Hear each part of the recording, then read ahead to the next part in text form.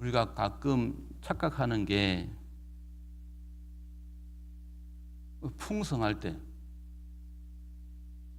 그러니까 오늘 본문에서는 흉년의 때를 말하는데 흉년의 때보다는 풍성할 때가 좋다고 생각할 때가 있습니다.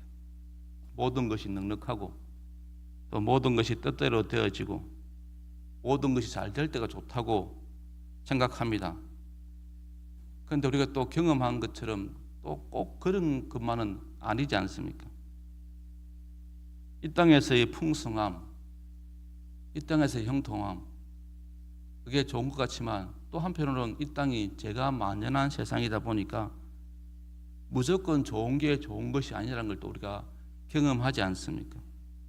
오히려 우리가 고난과 역경 속에서 오늘 본문에서 말하는 것처럼 흉년의 때, 우리 개개인의 인생에 경험되어지는 어떤 흉년의 때, 고난의 때 우리가 더 큰 은혜를 누리는 것을 우리가 경험합니다. 여러분들이 모태신앙을 제외하고 복음을 받아들일 때를 한번 생각해 보십시오. 여러분들에게 그 일이 없었으면 복음을 받아들였겠습니까? 여러분들의 그런 각자에게 주어진 흉년의 때, 어려운 때가 없었더라면 여러분들이 복음을, 예수 그리스도를 믿었겠습니까?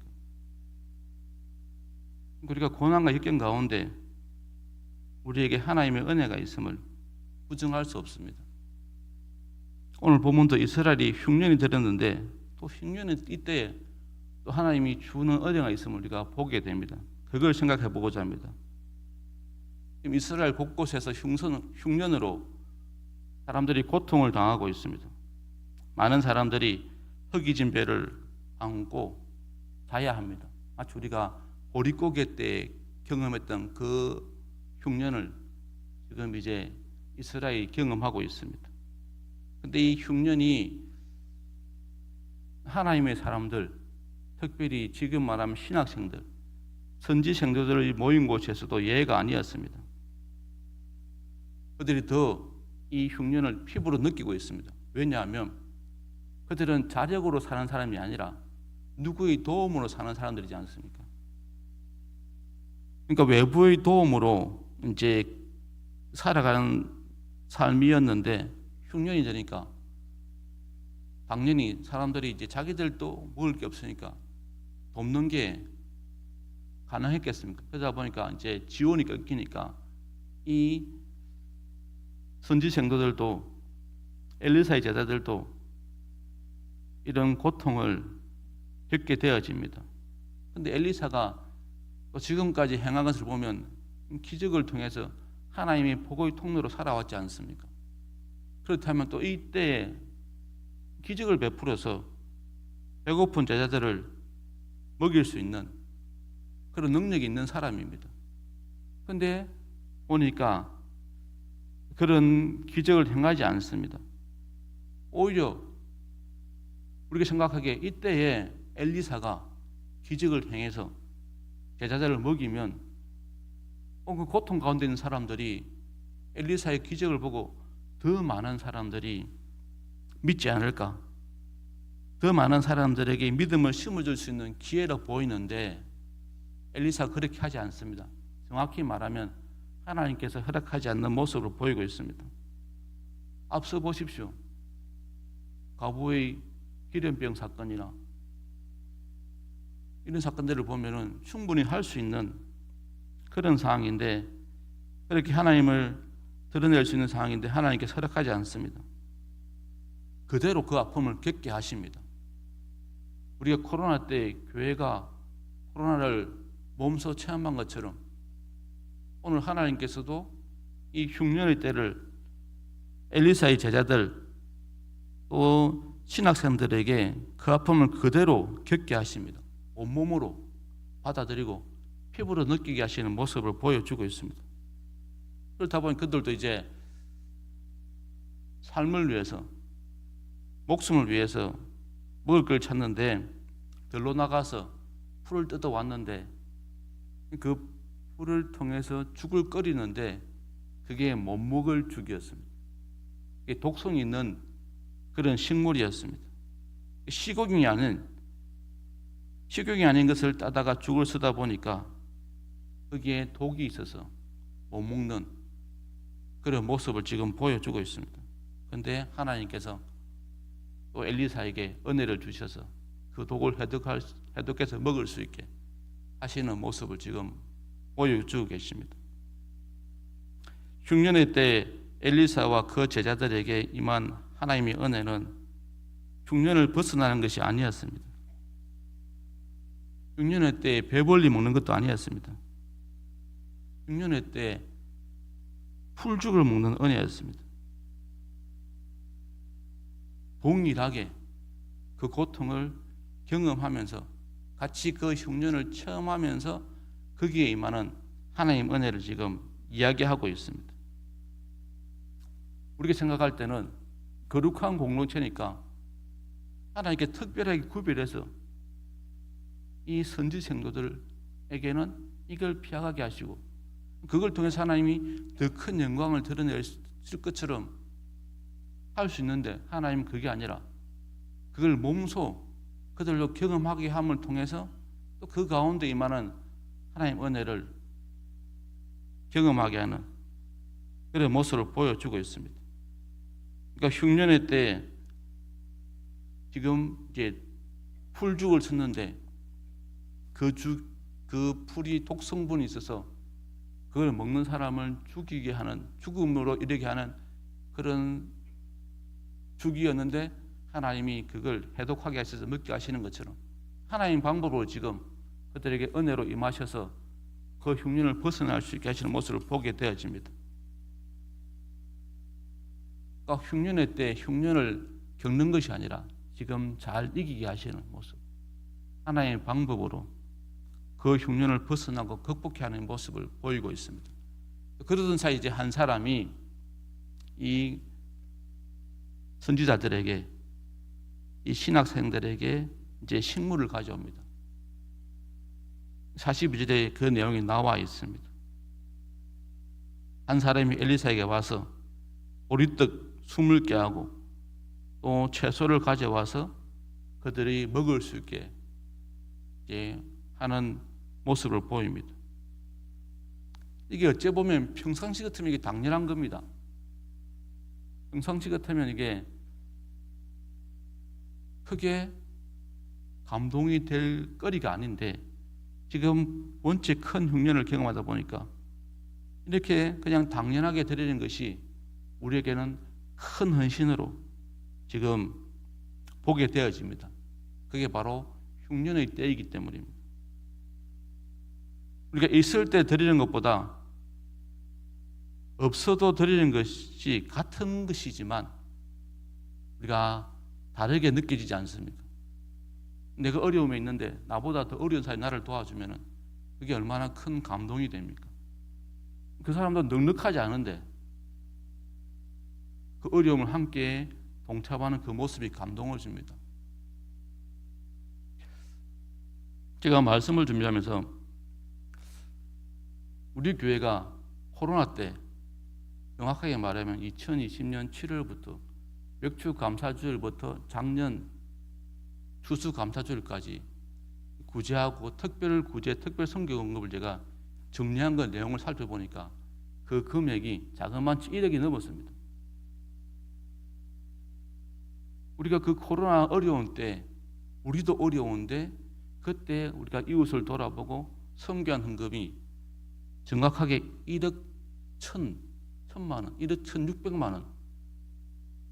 그러니까 비공식적으로 합치면 이게보다 훨씬 더 많이 되는 금액을 우리가 도와주었습니다. 나누어 주었습니다. 우리도 먹고 살기 힘든데 헌금을 드린다는 것, 나도 먹기 살기 힘든데 내가 11조를 구별해 드리는 것, 이건 그렇게 만만한 게 아닙니다. 내가 먹고 살기도 힘든데 남을 돕고 11조 드리는 것, 그게 쉬운 게 아닙니다. 근데 바로 그런 헌신들이 그리고 하나님의 은혜를 드러내는 도구가 된다는 것 우리가 또 경험하게 됩니다. 그때 드리는 것이 더 큰 헌신이 됩니다. 평상시 같으면 당연한 거지만 어려울 때 어려움을 나누는 것은 그 이상의 어떤 감동이 있고 은혜가 있습니다. 지금도 이제 이 한 사람이 보리떡 20개 가지고 하루에 채소 담아 와서 드리는 거, 이게 뭐 큰 헌신의 거리가 되겠습니까? 그런데 지금 흉년의 때이다 보니까 이게 더 귀하고 우리 눈에 확 들어오는 그런 물질이 됩니다. 그렇습니다. 우리가 흉년의 때는 흉년의 때이기에 또 하나님이 하나님의 방법으로 은혜를 허락하시고 그 은혜의 통로를 평상시와 다르게 허락하시는 것을 우리가 보게 되어집니다. 그때 드리는 헌신이 더 가치 있다는 것을 우리가 또 경험하게 됩니다. 오늘 엘리사가 이제 그런 흉년 가운데 또 방금 이제 독죽을 먹고 독풀로 통해서 죽음의 위협을 느끼는 그 죽을 먹고 어려움을 처한 그때 하나님이 한 사람을 보내어서 먹게 하십니다. 그런데 그 양이 넉넉지는 않습니다. 100명의 사람이 보리떡 20개 또 채소 한 자루, 그게 얼마를 버티겠습니까? 그러니까 한 끼, 100명이 한 끼도 안 되는 양이었는데 어떤 일이 일어납니까? 하나님께서 그 손길을 통해서 긍휼을 베풀어 주셔서 보시면 넉넉히 먹었다는, 마치 오병이의 기적을 연상케 하는 그런 은혜를 베푸신 것을 우리가 볼 수 있습니다. 그들이 하나님의 은혜로 배불리 먹었다고 말하고 있습니다. 우리가 늘 풍성하기를 원하는데 사실은 하나님께서 우리가 원하는 풍성한 때보다는 네가 겪지 않았으면 하는 흉년의 때, 고난의 때 우리에게 주시는 은혜가 있음을 다시 한번 깨닫게 하십니다. 우리 각자가 흉년 때를 경험할 수 있고 또 코로나처럼 공동체가 경험할 수 있는데, 하지만 그런 가운데서도 하나님의 은혜가 있음을 우리가 부정할 수 없습니다.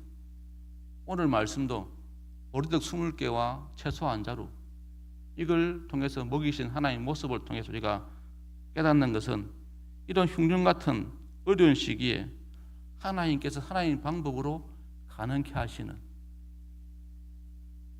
은혜가 있음을 우리가 알게 되어집니다.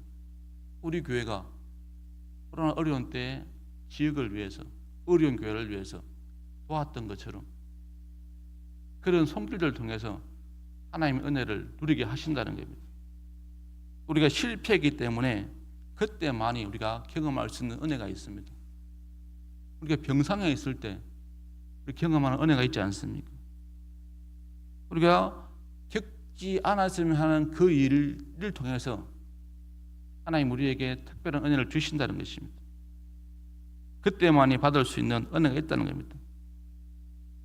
고통 가운데, 고난 가운데 하나님 우리 각자에게 주시는 흉년 가운데 그 흉년을 주시는 게 목적이 아니라 그 흉년을 통해서 하나님이 허락하시는 그때만이 받을 수 있는 더 큰 은혜가 있음을 다시 한번 보게 되어집니다. 우리가 바로 그런 은혜를 경험할 수 있어야 됩니다. 흉년이라고 우리가 낙심하고 있고 좌절하지 말고, 내가 고통 가운데 있다고 주저앉지 말고, 우리가 그 속에서 역사하시는 하나님의 손길을 기대하고 기도하면서 그걸 깊이 경험할 수 있는 그런 믿음의 사람이 되었으면 좋겠습니다. 그때 하나님이 깊은 은혜를 체험케 하십니다. 여러분, 나사로의 죽음을 보십시오. 평소에 예수님을 잘 섬겼던 그 마르다, 마리아, 나사로, 이 3남매에게 죽음이라는 고통이 주어지지 않았습니까? 그런데 주님은 그걸 어떻게 이용하십니까? 그 나사로의 죽음을 통해서 단순하게 목숨이 아니라 하나님이 영원한 생명을 선물로 주시는, 우리가 나중에 누리게 될 그 영원한 생명에 대한 소망을 주시는 은혜를 우리가 보지 않습니까? 그게 바로 하나님의 특별한 은혜입니다. 우리가 고난 가운데서, 어려운 가운데서도 하나님 우리에게 주시고자 하는 그 특별한 은혜, 그 은혜를 경험하는 그 신앙이 바로 깊은 신앙입니다. 말씀을 정리하겠습니다. 흉년의 때에도 하나님의 은혜가 있습니다. 그러기에 우리가 흉년을 만나면, 고난을 만나면 무조건 그 흉년을 벗어나는데 집중하기보다는 하나님이 이 일을 통해서 내게 주시고자 하는 은혜가 무엇일까? 또 내가 그런 사람을 보면 내가 어떻게 도와줄 수 있을까? 그런 선한 영향력을 미칠 수 있는, 그런 선한 믿음을 행할 수 있는 기회로 만들었으면 좋겠습니다. 우리가 그런 고난한 때, 그런 흉년의 때, 그 속에서 받을 은혜가 있음을 알고 거기에 우리 또한 마음을 기울이고 거기에 집중하는, 그 일을 통해서 하나님 내게 주시고자 하는 그 은혜가 있음을 알고 거기에 우리가 집중하는, 거기에 마음을 쏟는 또 믿음이 또한 필요하다는 겁니다. 오늘 말씀을 통해서 우리가 주신 것은 흉년이기 때문에 하나님 누리게 하시는 은혜가 있다 라는 것을 다시 한번 우리가 깨달았으면 좋겠습니다. 그 흉년의 때 하나님의 큰 은혜를 우리가 경험함을 통해서 우리의 신앙이 더 깊어지고 더 성숙해지고 또 하나님의 그 은혜를 통해서 우리가 회복되고 치유되는 기쁨을 누릴 수 있는 삶이 될 수 있기를 축복합니다. 그래서 우리 각자가 그 문제가 주어지면, 고난이 주어지면 무조건 그 고난을 벗어나는 것에 마음을 쏟아서 유혹에 넘어가지 말고 제약에 빠지지 말고 그때 우리가 깊이 하나님을 묵상함을 통해서 하나님의 은혜를 경험해서 그 하나님의 은혜로, 하나님의 방법으로, 하나님의 뜻대로 그 문제를 풀어나갈 수 있는 그런 믿음의 사람들이 되었으면 좋겠습니다. 하나님의 방법으로 우리 삶에 주어진 독을 해독할 수 있는, 그게 예배고 기도고 말씀 묵상이지 않습니까? 우리의 고난이 주어지면, 내가 감당할 수 없는 그런 고통이 주어지면 우리가 평소에 하던 그 훈련된 모습으로 영적으로 반응할 수 있고 믿음으로 반응해서 우리 하나님이 주시는 그 은혜로 그 독을 해독하고 거기서 우리가 새로운 생명을, 새로운 은혜를 경험할 수 있는 그런 삶이 될 수 있기를 축복합니다.